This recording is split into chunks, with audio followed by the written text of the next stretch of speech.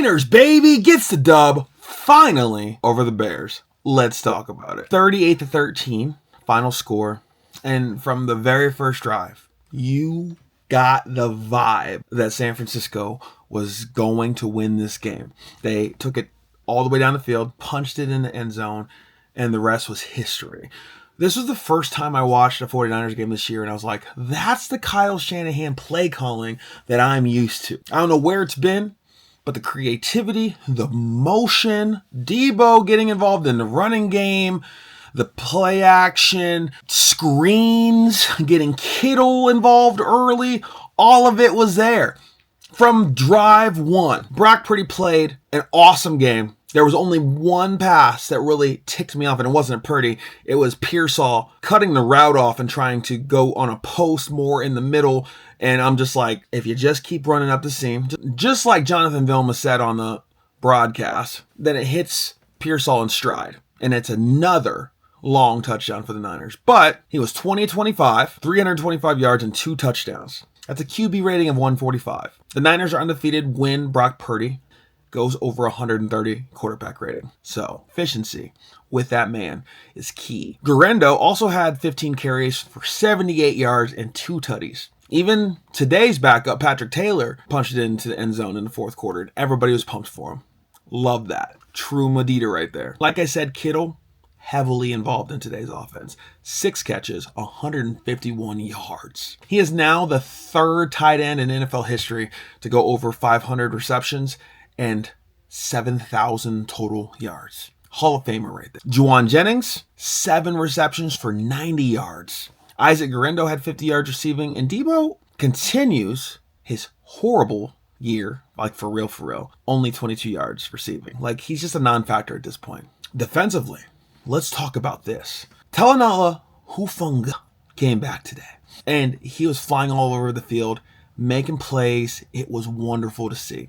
Our defense flowed. You could tell they got the mojo back, baby. It was great. Having Hufanga and Malik Mustafa as our safeties, I'm going to love to see that for years to come, assuming we re-sign Hufanga in the offseason. Because I'm telling you what, the couple of times the Bears drove down the field, it was when Jair Brown was in the game. They threw right at him.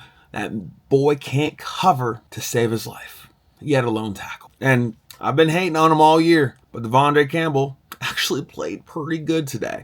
They didn't really throw his way in coverage too much, but he was a sure tackle all over the field. And mind you, he was a Green Bay Packer for how many years of his career? So if anybody comes to play against the Chicago Bears, it's going to be him. He led the team in tackles today. Leonard Floyd.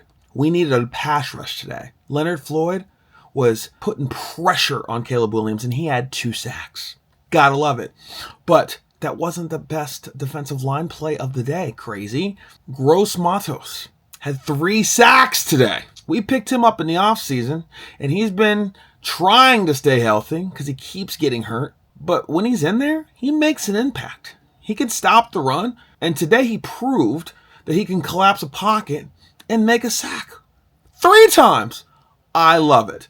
Wonderful depth. And I know people are like, well, the Bears are only 4-9. Like, whoop-de-doo, yeah, you beat a horrible team. The Bears have been playing really well as of late, losing late games because they're inexperienced. Their coach did suck and he's fired now. They've been very successful at blowing games at the end against good teams lately. So this is not a team that you can like overlook and just think, oh, we're just going to blow them out. Like, no. They've been taking teams to the wire. So us dominating them is fantastic. We held them to under 100 yards total as a team rushing. We held them to under 150 yards passing. I mean, there was a time in the game where it was over 300 yards for us and 2 yards for them. Like, today was complete and utter domination from start to finish. It looked like 49er football, point blank period. Fred Warner out there murdering cats, hitting people with his whole soul, their soul leaving their body like some Doctor Strange stuff. It was great. And now we move on to the Rams. At home, Thursday night football. There's 4 games left in the season, y'all. We got to take it one game at a time and get the dub, point blank period, in all of them. That's all there is to it. If they don't win at least 9 games, which is 3 out of the next 4, the season's done. That's all there is to it. I hope y'all are having an amazing day. Comment down below any thoughts about 49ers football or this NFL as a whole, and we'll talk about it. But until then, peace.